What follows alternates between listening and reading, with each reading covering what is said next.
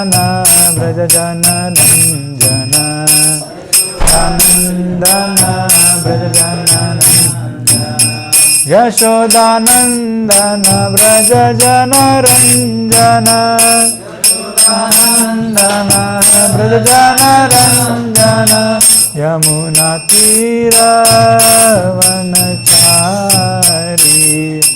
तीरवनचारी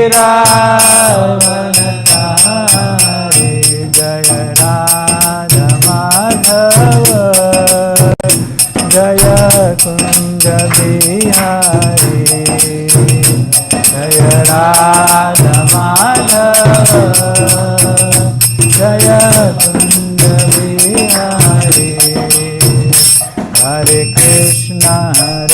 कृष्णा कृष्णा कृष्णा हरे हरे हरे राम राम राम हरे हरे हरे कृष्णा कृष्णा कृष्णा हरे हरे हरे राम राम राम हरे हरे हरे कृष्णा कृष्णा कृष्णा हरे हरे हरे राम राम राम हरे हरे हरे कृष्णा कृष्णा कृष्णा हरे हरे हरे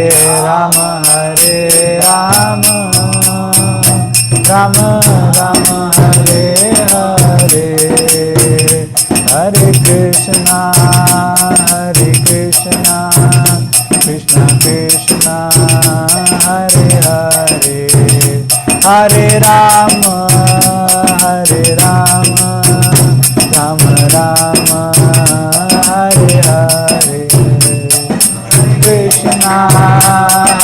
कृष्णा कृष्णा कृष्णा हरे हरे हरे राम राम राम हरे हरे जय प्रभुपदा जय प्रभुपदा प्रभुपदा जय प्रभुपदा प्रभुपदा प्रभुपदा जय प्रभुपदा नित्य गौर हरि बोल हरि बोल हरि बोल नित्य गौर हरि बोल हरि बोल हरि बोल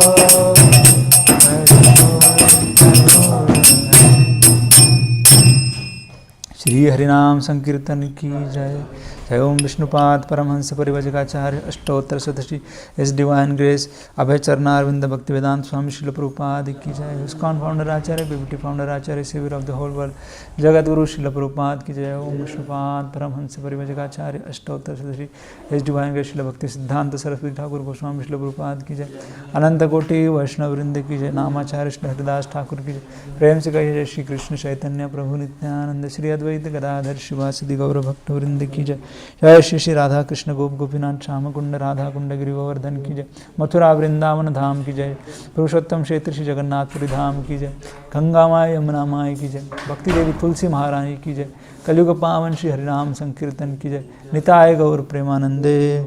all glories to assembled devotees, all glories to assembled devotees, all glories to Shri guru and Gauranga.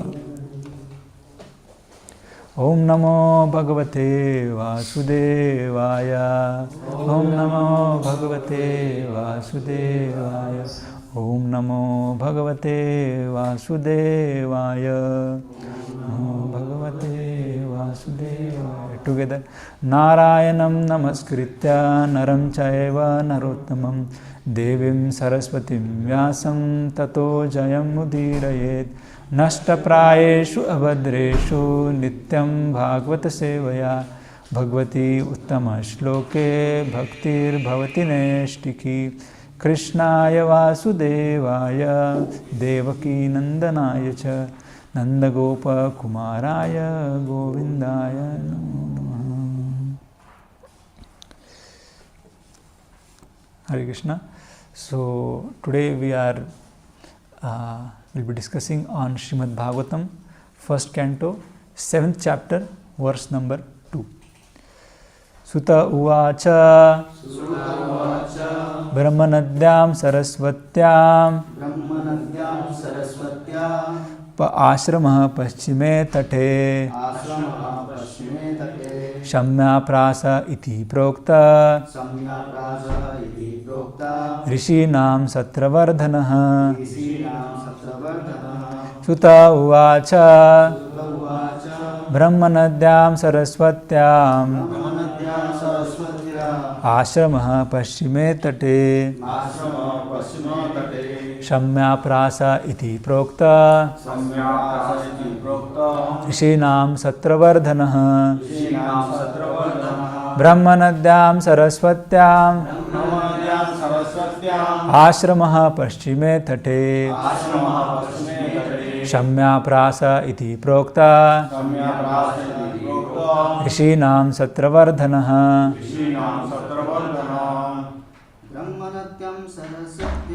Brahmanadyam Saraswatyam Ashramah Paschime Tate Shamya Prasa iti Prokta Rishinam Satravardhanaha. Brahmanadyam Saraswatyam Ashramah Paschime Tate Shamya Prasa iti Prokta Rishinam Satravardhanaha. Anyone from online? Okay, anybody from offline? Brahmanadyam Saraswatyam Ashramah Paschime Tate Shamya Prasa iti Prokta Rishinam Satravardhanaha. Sutta Shri Sutta Uvacha said, Brahmanadyam, on the bank of river intimately related with the Vedas, Brahmanas, saints and the Lord. On the bank of the river related with the Vedas, Brahmanas, saints and the Lord. Saraswatyam, Saraswati, Ashramah, cottage for meditation. Paschime, on the west. Tate, bank. Samya Prasha, the place named Samya Prasha. Iti, thus. Proktaha, said to be. Rishinam, of the sages. Satravardhanaha, that which enlivens activities. Translation and purport by His Divine Grace, A.C. Bhaktivedanta Swami Srila Prabhupada. Shri Sutta said, on the western bank of the river Saraswati, which is intimately related with the Vedas, there is a cottage for meditation at Samya Prasha, which enlivens the transcendental activities of the sages.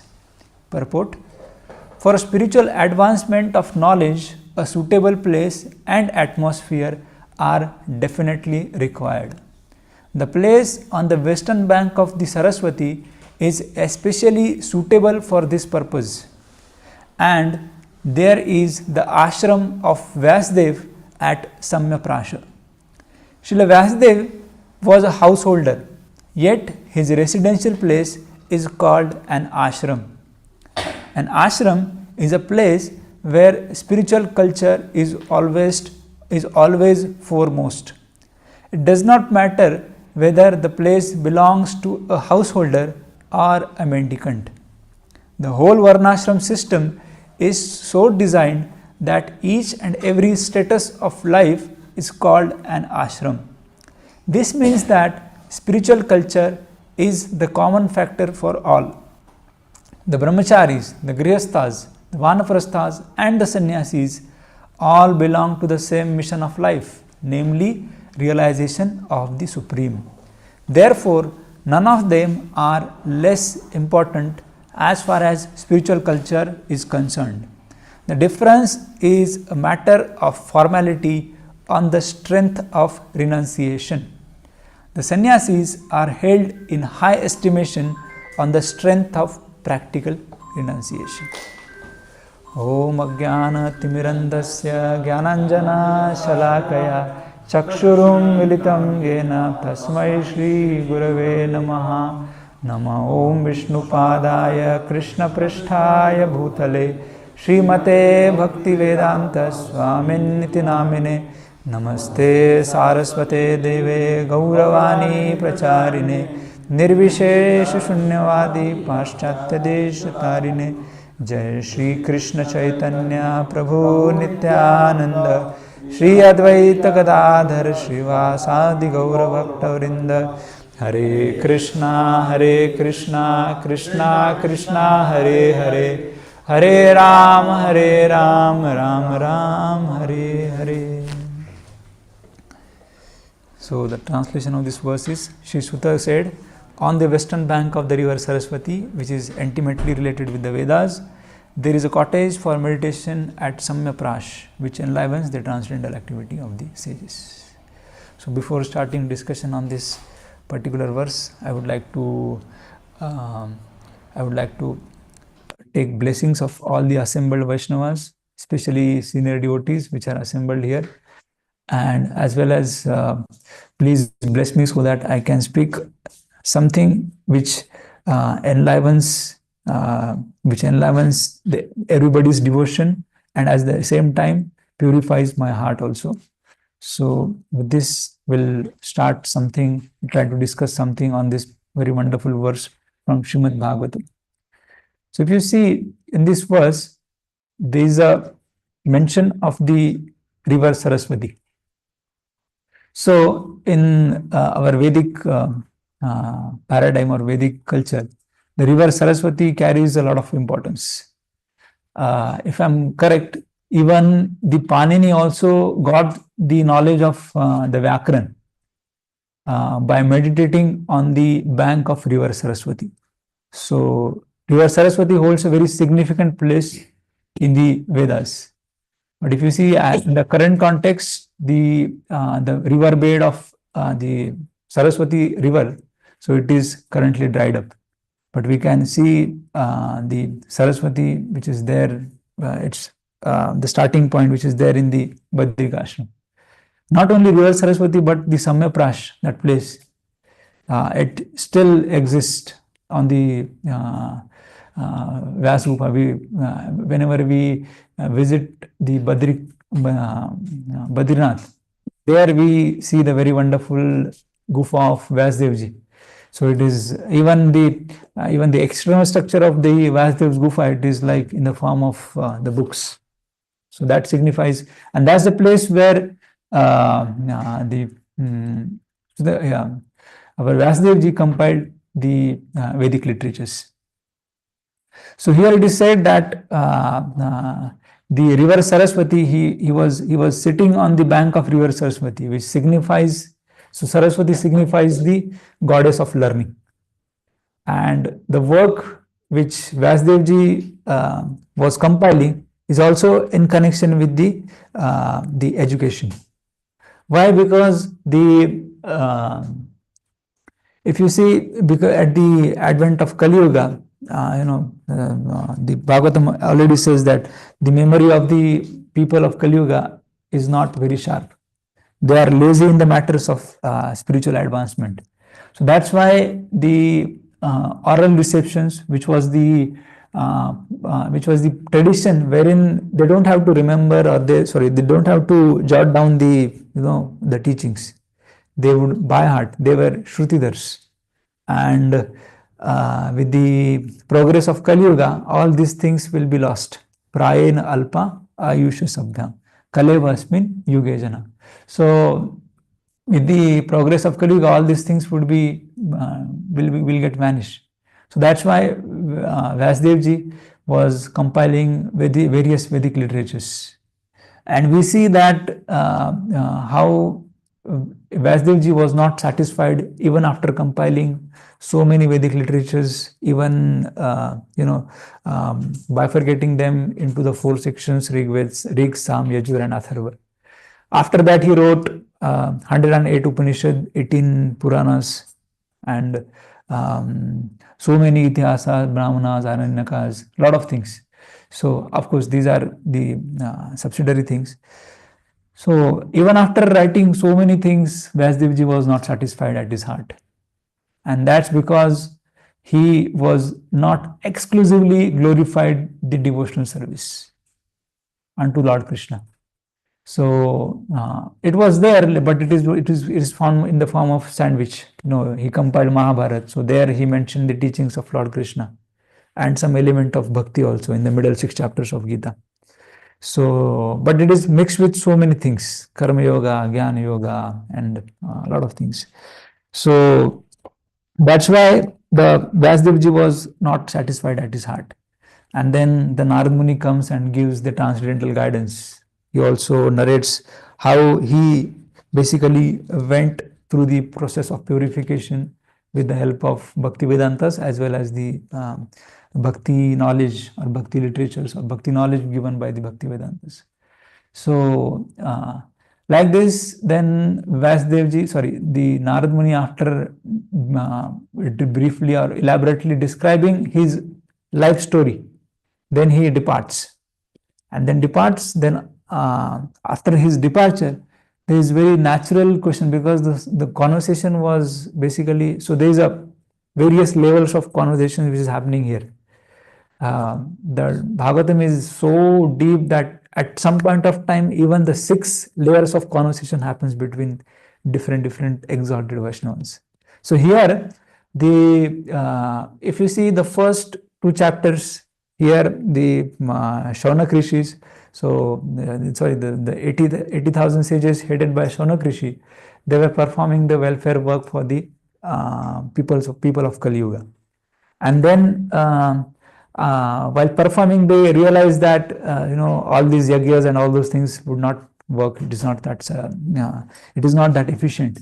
So they asked, or they requested Sutta Goswami to speak something from the Bhagavatam or the Vedic literatures. Then Sutta Goswami basically was addressing the sages at Naimisharanya. So the place also holds a very, very significant role in the matter of doing the duties. Even the Sharabis also would like to have their different place. So the matter of the fact is, then the Vedic literatures were compiled, and then Vyasdev so coming to the point that the Narad Muni departed, and then Vyasdev was thinking. So this is a second level of conversation which was happening. First was between Shaunakadi Rishis and Sutta Goswami. So Sutta Goswami was narrating how basically the Srimad Bhagavatam came into existence. Then the further part gives the history of how Lord Krishna basically saved the Pandavas from the second Brahmastras. So now here, after narrating the wonderful story of Narada the boy and how he achieved perfection and how he got the transcendental body, all those questions of Vyasdev was answered.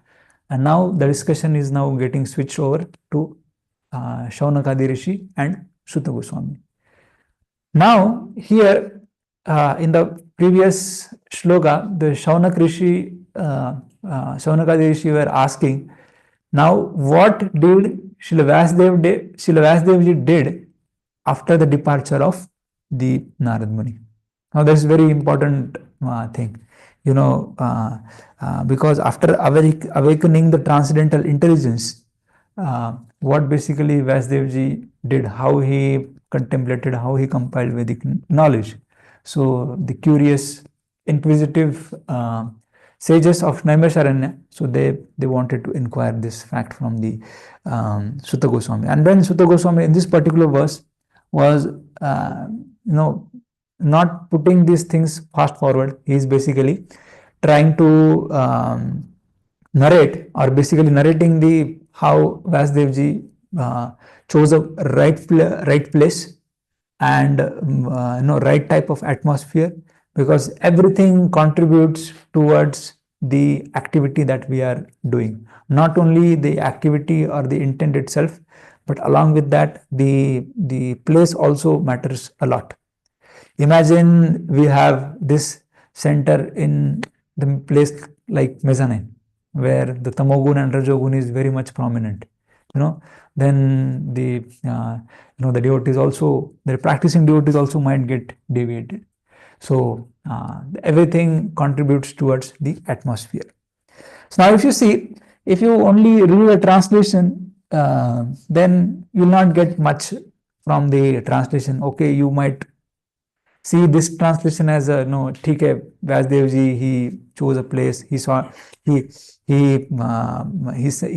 chose his ashram as his place for meditation, and then he did his further things also. In the next verse comes that he did the ashman with the help of purification through water. He then proceeded towards his meditation on the transcendental nature of the Lord. Then if you see, if you read a translation without purport, you will see that okay, you will not get much out of it. So that is the importance of purport of Srila Prabhupada. I personally, when I read this purport of Srila Prabhupada, I could take out three things from the discussion.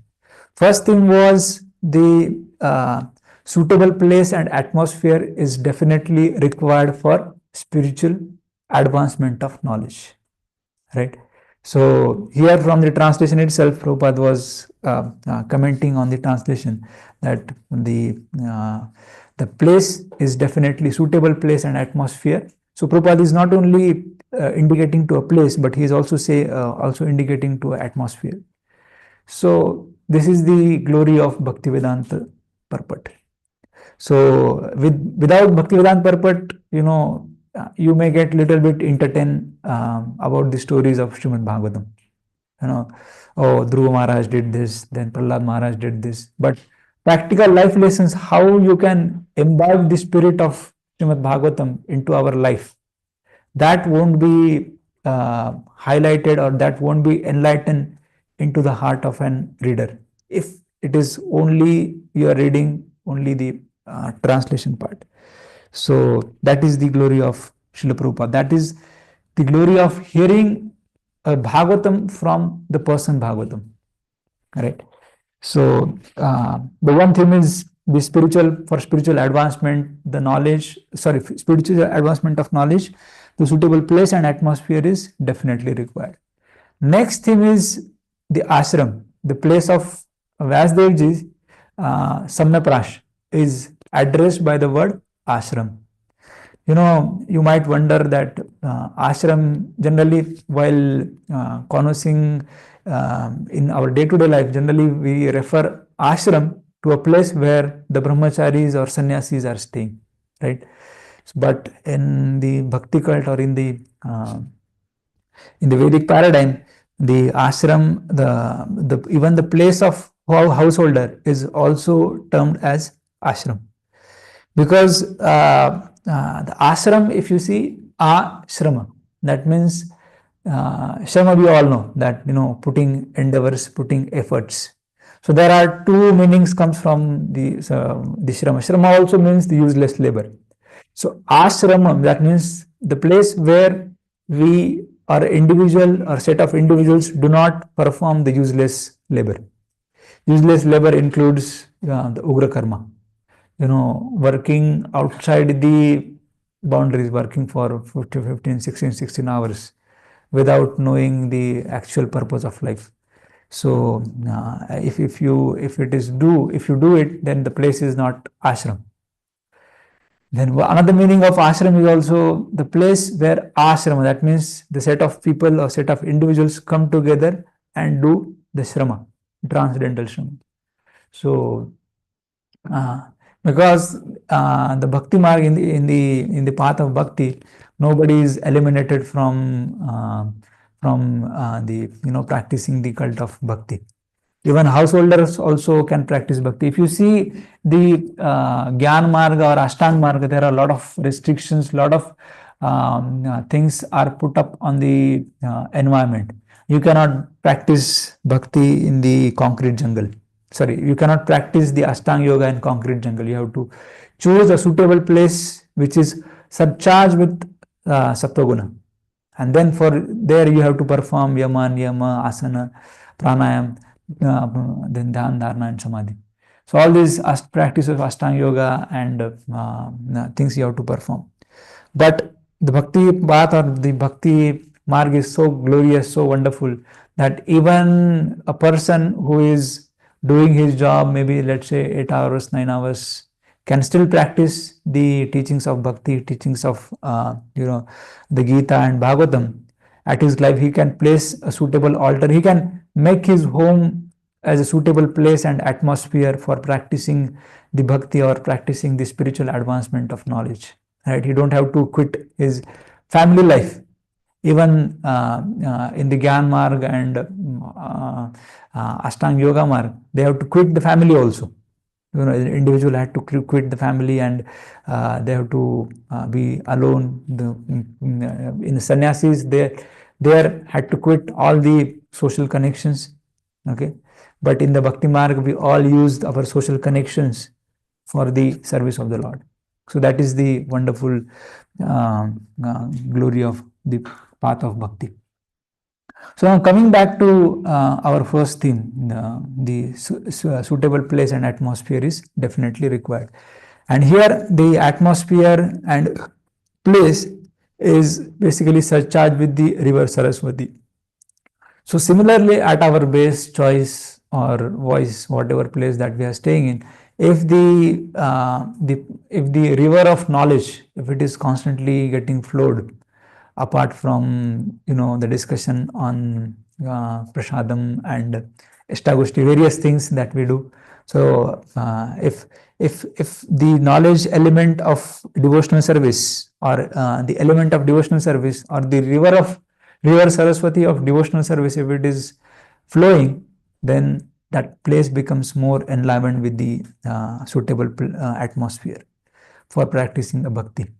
Otherwise, if even in the temple or even in the atmosphere, Matchitta Madgata Prana is not happening, then that place would soon turn into the place of hostel or the place of hotel. Just like Madan Sundar Prabhu, whenever there is a point where he had to establish some rules and regulations for the devotees, then he is very careful that the place of this should not become a place of a PG. Right? That's why our Pradyumna Prabhu is in charge with waking every devotee wake up early in the morning. Right? So it is to establish a culture. And what is the importance of culture? If there's a proper culture and proper atmosphere, then the bhakti can be practiced very easily. Otherwise, we would always have we have a tendency to think of only in terms of me and mine. If we do not go beyond me and mine, then basically we are contributing to the pollution of this atmosphere.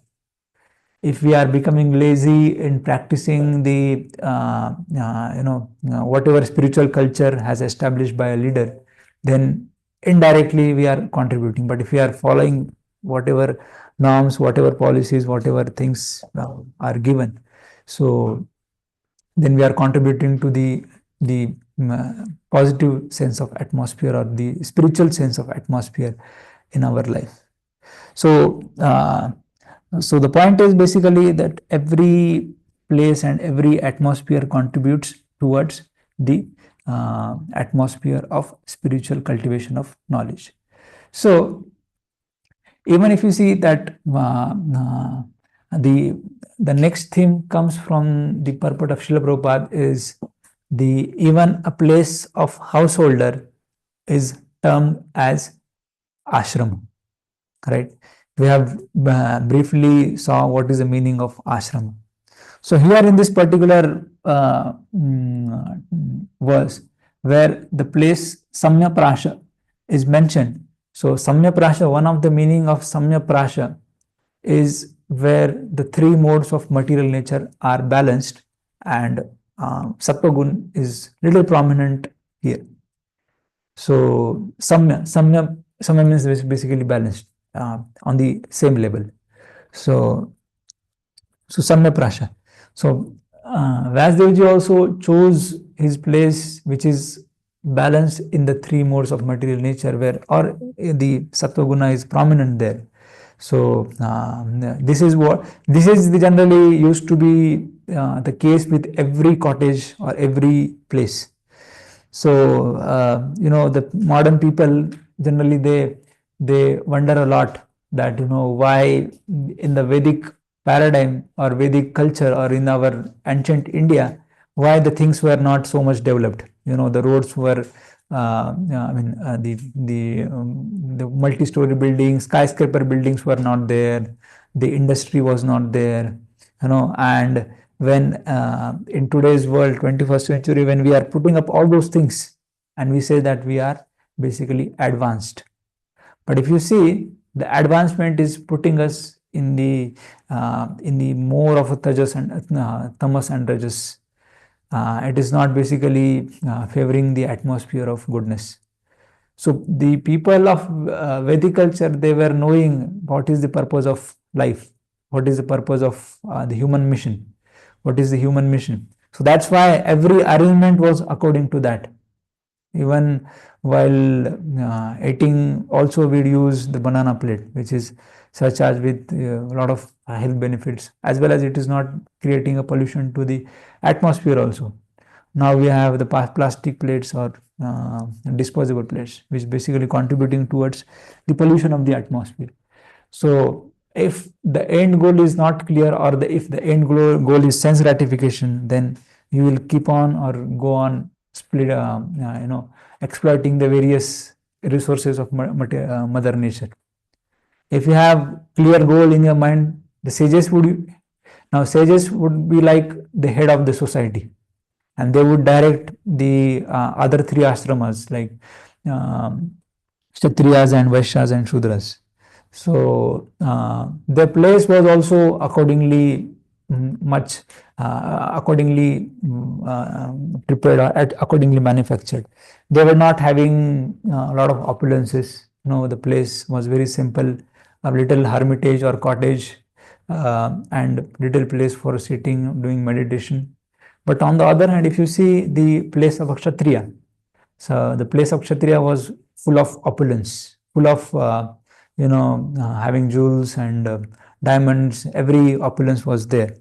Even the Kshatriyas were allowed to marry with different women in the society. So if you see that it was the atmosphere and place was as per the role of a Kshatriya. Role of a Kshatriya is very tedious, had to fight with the enemies, administer the whatever wrong things are going on in the kingdom. So for them, they need the inspiration, right? They should always be motivated. So if they get a feeling of renunciation, like Arjuna was having a feeling of renunciation right at the start of the battlefield of Kurukshetra. He was confused about his duties and was trying to adopt the duty of a mendicant or a Kshatriya, tried to adopt a duty of a Jnani or maybe of a renunciate. And then the Lord Krishna basically gave him the guidance that this is not the proper thing. So if you see the point I wanted to mention here, that Kshatriya always need the inspiration to fight and to rule the kingdom as per the Vedic knowledge. So for them, all these things gives the impetus for their inspiration to rule, right? But on the other hand, if you see the place of the Brahmanas or mendicant, even though they are in the Grihastha ashram, but still their place would be surcharged with the atmosphere of goodness. Why? Because the goodness is needed for directing a society, or directing the other three ashramas, other three varnas, the whole society. If the corrupt, if the Sattva-guna or the Brahmanical class is not there, then there is no guidance to a society, and everybody would direct, or everybody would be in the direction of their own sense gratification. So that basically, that is how these things gave to the capitalism, then the corrupted monarchy, capitalism, then communism. All these isms basically evolved from the process of when the brain is lost, or the Sattva guna is lost. That's why even Srila Prabhupada, when he went to the West, he did not put his much effort in creating Kshatriyas. Of course, he encouraged, but he did not put much effort in creating the other three things. But other three ashramas, his whole and sole focus was creating the Brahmanical culture, because the brain is lost. So that's why the place of mendicant and the place of these things was according to that. And their place, because the spiritual atmosphere was prominent at that place, so that's why their place of stay is called as ashrama, where the spiritual culture is always foremost and prominent. So another point I wanted to highlight here, that the whole varnashram system is so designed that each and every status of life is called ashram, and spiritual culture is the common factor for all. Be it a brahmachari, grihastha, vanaprastha, sannyasis. These are all the external designations. Even Lord Chaitanya also says that kiba vipra, kiba sannyasi. When there was a conversation between Ramananda Rai and Sri Chaitanya Mahaprabhu, so he very clearly stated that the sannyasis and then Shudras, because Ramananda Rai was the householder, whereas on the other hand, the Sri Chaitanya Mahaprabhu was at the level of, he was sannyasi. So basically, if you see in the terms of social order, the sannyasis are highest. The grihasthas are comparatively below the sannyasis. So when Chaitanya Mahaprabhu basically asked Ramananda Rai to speak on the transcendental subject matter, then he said that, how can I speak in front of you? We are the sannyasi. Then Mahaprabhu says that kiba vipra, kiba sannyasi. Sadhya, I'm forgetting the verse. Basically, the essence of the verse is the one who knows the Krishna Tattva, the one who is Krishna Tattva, he can become the Guru. Nowadays, a lot of halla gulla is there on the media regarding the Guru thing and all those things. But here it is very clearly stated by Sri Chaitanya Mahaprabhu and the Acharyas that the one who knows the Krishna Tattva, it does not matter that he is Westerner, he is Indian, he is Shudra, he is Brahmana, it doesn't matter. The one who knows the Krishna Tattva, he can become the Guru. So basically, the point here is that the sannyasis, grihasthas, brahmacharis, vanaprasthas, all these four varnas, four ashram basically are creating the law and order and creating the organization in the societies. But if you see from the point of view of a spirituality or the transcendental knowledge, then all these things are nothing but a designation. But the renunciation, the sannyasis gets the higher respect on the level of their renunciation. And one thing to be noted one thing to be noting here is basically the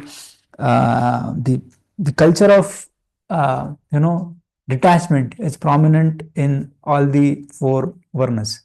Brahmacharis are basically meant to cultivate the attitude of humility, right? So, Brahmachari Gurukule Vasandandam Gurur Hitam. What is the job profile of Brahmachari? Brahmacharis are basically meant to study the Vedic literatures, in particular Srimad Bhagavatam and Bhagavad Gita, because these are the essence of Vedic literatures. Now, Vedic literatures, 96% of the Vedic literatures are gone, and we have only hope in terms of the Bhakti literatures like Srimad Bhagavatam and the essence of Vedic literatures in the form of Bhagavad Gita. So, this is the thing for the, so this is the fact for, this is the job role of a brahmachari.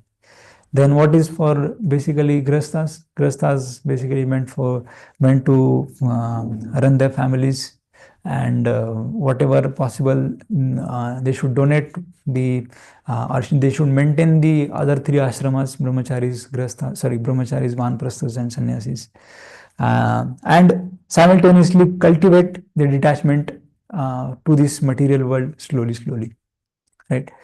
So and then if you speak of the vanaprasthas, basically they are, what is their job role is to basically do the transcendental tapasya, so that they can overcome the attachment, whatever attachment they might have cultivated while staying at the grihastha ashram.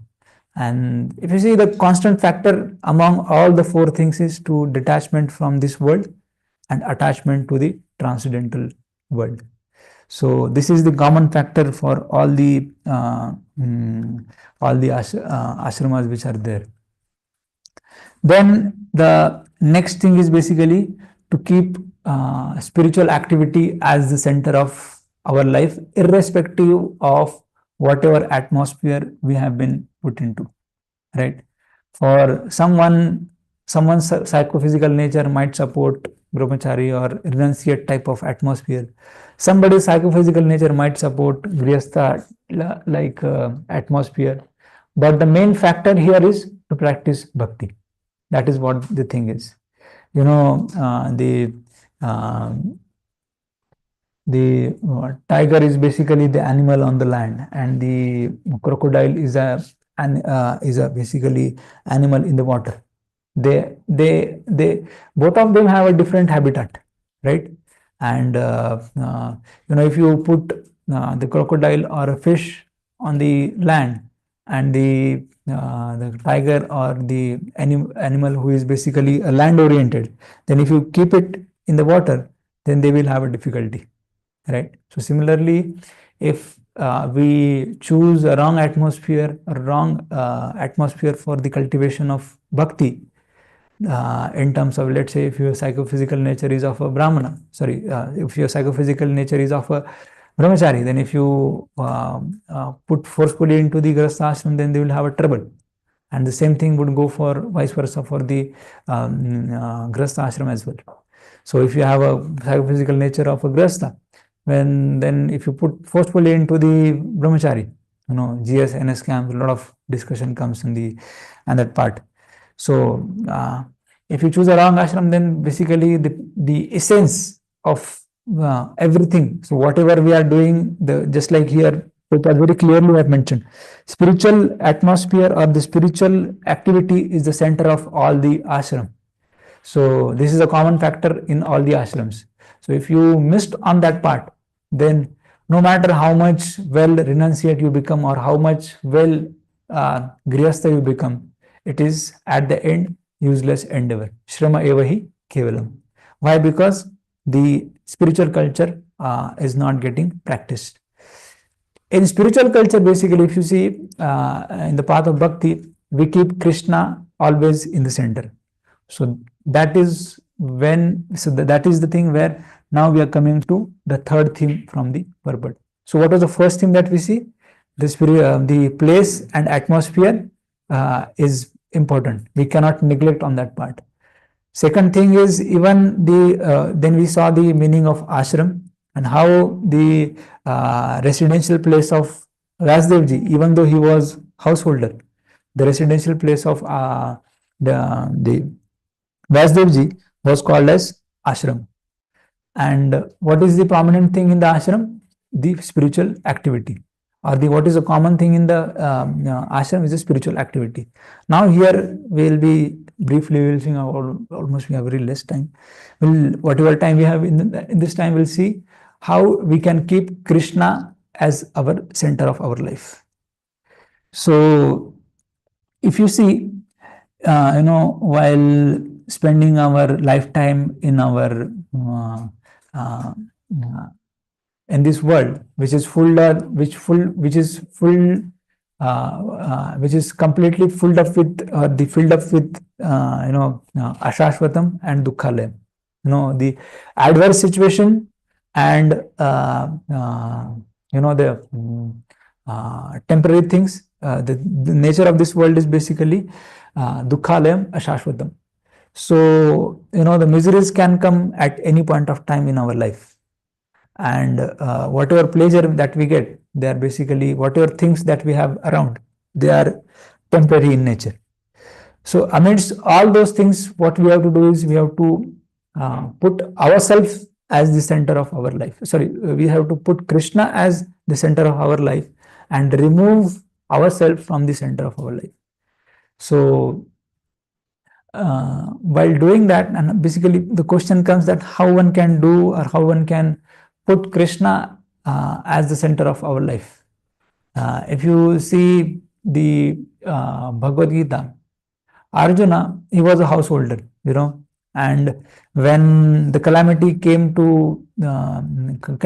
in his life, be it in the form of the Ashwathama is putting up the Brahmastra weapon onto his. Arjuna knows basically how to counteract this Brahmastra weapon and how to shoot another Brahmastra weapon, but still he took shelter of Krishna. So Ashwathama shot the Brahmastra twice, and in both the scenarios, so there are some set of scenarios which comes in Srimad Bhagavatam where in the adverse situation, the Arjuna took the shelter of Lord Krishna.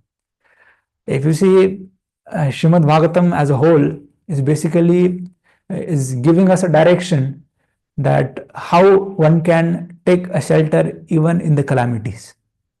Be it Kunti Maharani, be it Pandavas, be it Ambarish Maharaj, be it Parikshit Maharaj, all these wonderful, Prahlad Maharaj, Dhruv Maharaj, all these wonderful souls. It is filled up with, Srimad Bhagavatam is filled up with the stories of these exalted Vaishnavas, how they take shelter of Lord Krishna in the midst of the calamities, right? How they basically keep Krishna as their center of their life, right?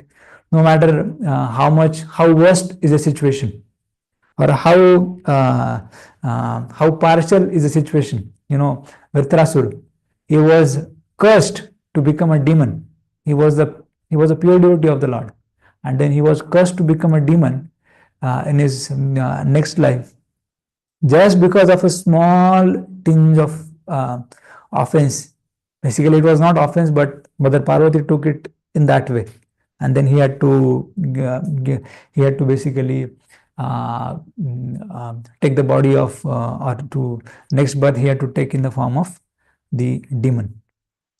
Now, you might say that this is a complete injustice, but if you see, the injustice was very wonderfully tolerated by Vritrasura, and wonderful prayers. Basically, he says in the glorification, or here prayer for his while he was fighting with the Indra. So if you see the case of Parikshit Maharaj, so Parikshit Maharaj also was disproportionately cursed, just for putting a dead snake on the neck of Samyak Rishi, the Shringi which basically says, or which basically demonstrate the, sorry, not demonstrate, but signifies the start of the fall down of a Brahmanical culture. So there he cursed the, he basically disproportionately cursed Parikshit Maharaj of very little mistake of his, right? So Parikshit Maharaj had a capability of counter curse, but still Parikshit Maharaj did not counter curse. Rather, he basically took that as a will of the Lord. And just like he was protected in the womb of Mother Uttara by the Lord, and then he considered this situation as the mercy of the Lord, and then he did not retaliate the curse, and then sat on the Ganges, and then the Paramhamsa like Shukadeva Goswami, he narrated the Srimad Bhagavatam to him.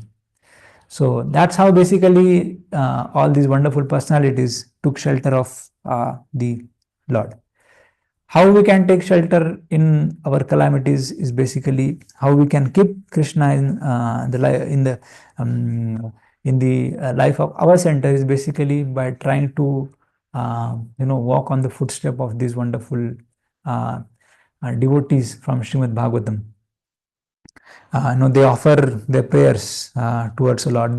Even Kuntina Maharani says that let these calamities fall again and again, so that I can take your shelter wholeheartedly, and let my knots, knots of affection towards Vrishnis, because the Mother Kunti had a both-way connection. Let my the knots towards Vishnus and the Pandavas gets slackened, and let my attention completely flows towards your lotus feet, just like Mother Ganges is flowing incessantly without any stoppage towards the ocean, right? So these are the wonderful prayers offered by various devotees from Srimad Bhagavatam. So if you see, even in the life of in the Ayodhya, Lord Ram was the center of the Ayodhya Vasis, but because of one mantra, the whole atmosphere basically got spoiled. So that is the disadvantage, or that is the shortcoming, or that is the consequences of not putting Krishna or Lord as the center of our life. Our whole life get messed up. If you see the present culture, present Western civilization, which is basically a godless civilization, wherein you're not putting Lord as the center of the activities. So here you see the consequences in terms of wars. Just now India-Pakistan war had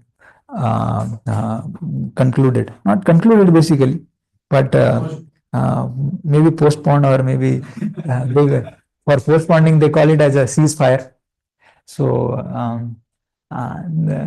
if you see, it's a constant conflict going on in the material world because of the Western civilization. So because of the Western godless civilization, if you put Krishna as the center of our life, then these basically whatever, I was hearing a class by Rasikaraman Prabhu, that he was saying that the 50% of the GDP, some financial institution had did some survey, and then he was saying that 50% of the GDP is basically utilizing in resolving the conflicts and the consequences which are happening after these conflicts. So the Bhagavad Gita and Vedic scriptures gives us very wonderful solution of how to become non-envious. Srimad Bhagavatam basically inspires us to become non-envious. So if the Bhagavatam culture is prominent even among the countries, then all these unnecessary weapons wherein they are there for counteracting the envy of the other country, or the just like we have hearing that the China is becoming envious, the US is becoming envious, that my superpower will get transferred towards maybe a China or maybe India.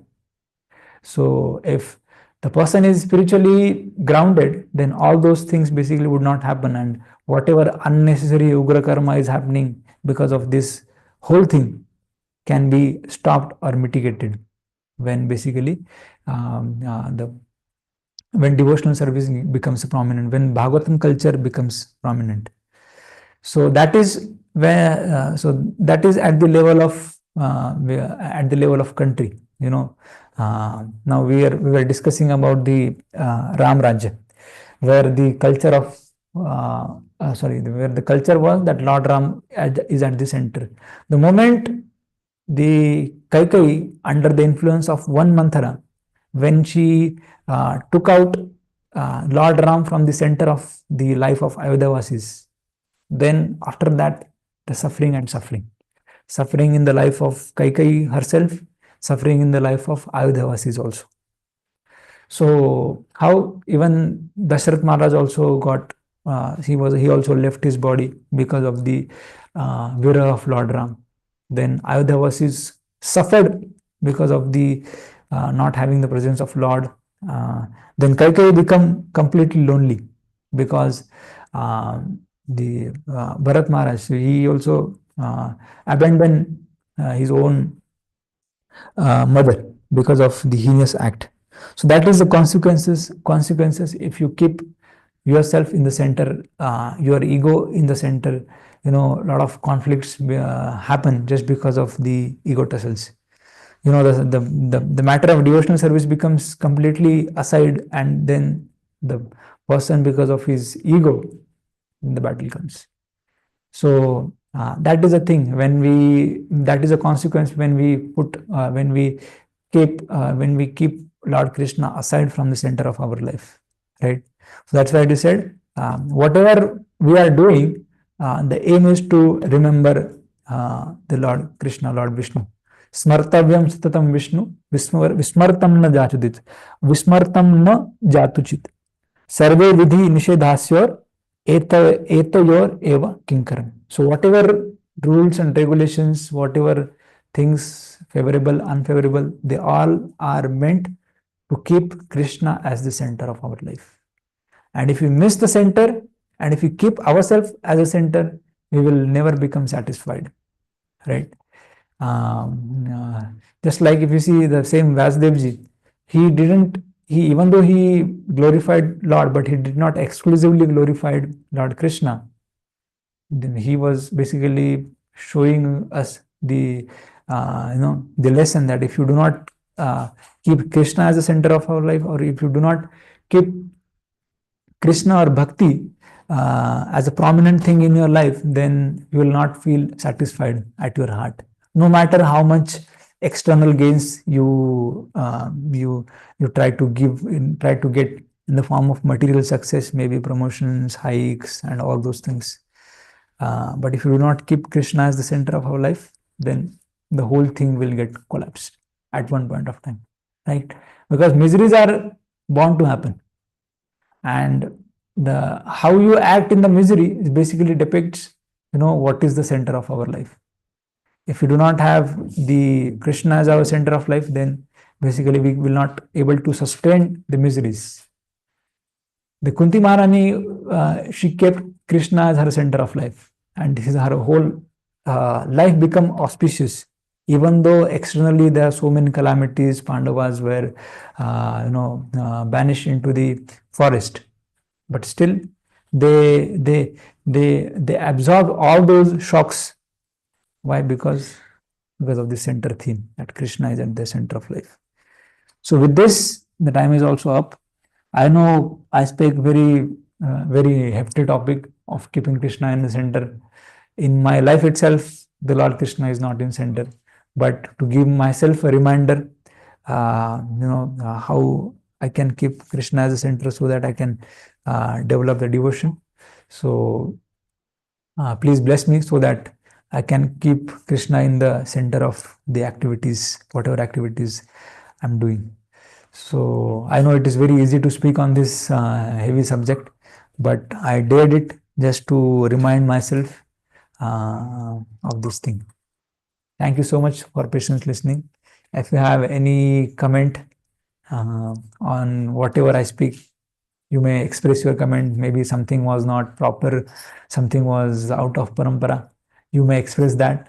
And if you have any question, I'm not qualified to answer it the question, but I try to direct you towards whatever little knowledge I have from the Vedic scriptures or Srimad Bhagavatam or Gita for that matter. So any comments, any questions? Does anybody have any questions, any comment? Someone from online? If nobody's have question or comment, then we will pause our discussion over here. Kaushal Prabhu. Yes, Kaushal Prabhu, kindly go ahead. Hare Krishna, Prabhuji, Dhanvat Pranam. Thank you for the wonderful class, Prabhuji. Prabhuji, one question, you explained about Varnashram Dharma quite a lot. So, what should be done, Prabhuji, in today's society to go one step forward in establishing Varnashrama? I mean, what should be now? What should we do as for our next generations, or what should be done now so that there is little step forward towards establishing that Varnashrama Dharma? Thank you. So it's a topic in itself. Even among our devotees, also a lot of debate happens regarding the Daivi Varnashram. So how you can keep this Daivi Varnashram, cultivate or they promote this Daivi Varnashram in society as well as in our life also. So one brand ambassador for the Daivi Varnashram that I know of is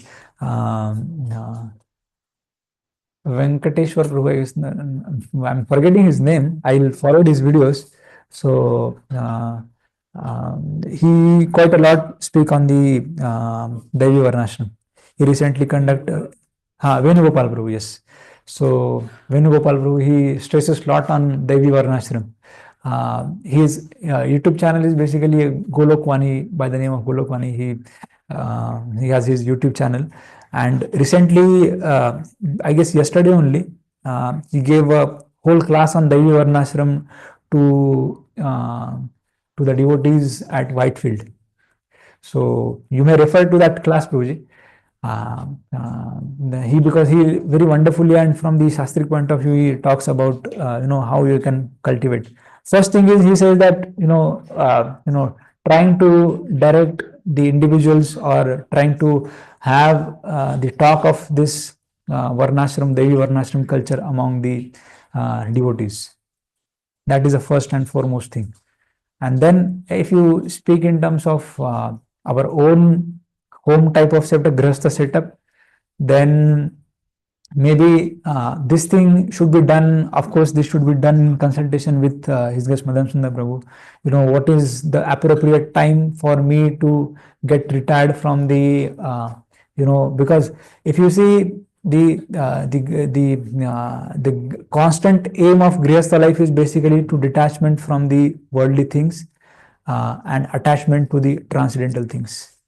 So after sitting with our mentor and our spiritual guide, we can discuss on these aspects, important aspects of our life, when to get retired from this life and how basically should be the thing, so that overall financially everything is balanced, right? And nobody should suffer from our decision of getting the early retirement in our life. So by balancing all those things, we should decide that yes, this is the point where I will be able to fulfill my needs as well as my needs of my subordinates. So we should give the full stop. We should not work for maybe 60s and 70s. We don't even know that whether we will be able to live up to that. So whatever best possible, we should try to retire from this life, and simultaneously, when we are working in the outside world, we should cultivate little attachment to whatever extent possible towards the transcendental Vedic literatures, towards devotional service, towards bhakti and all. So that are some of my point of view, Prabhuji, how we can cultivate this thing at our place, as well as when we speak about it, that in our forums, of course, with the permission and permission from the seniors about this, because it's a little sensitive matter. Because if you try to emphasize a lot on these things, because we are very much now cultured into this IT life, wherein at the comfort of your AC and your home, you can do your work. But Varnashram means basically you have to put a lot of endeavors in terms of, let's say, if you see farm life, you have to put a lot of endeavors. The weather also might not be very supportive to whatever endeavors we are putting. So a lot of difficulties are there. So with a proper consultation from the seniors, if we do it, then this would help us. So these are my little thoughts, Prabhuji, on the how we can cultivate the Varnashram. I hope you have little satisfaction to your query on this regard. Yes, Prabhuji. Thank you so much. Oh, Hare Krishna.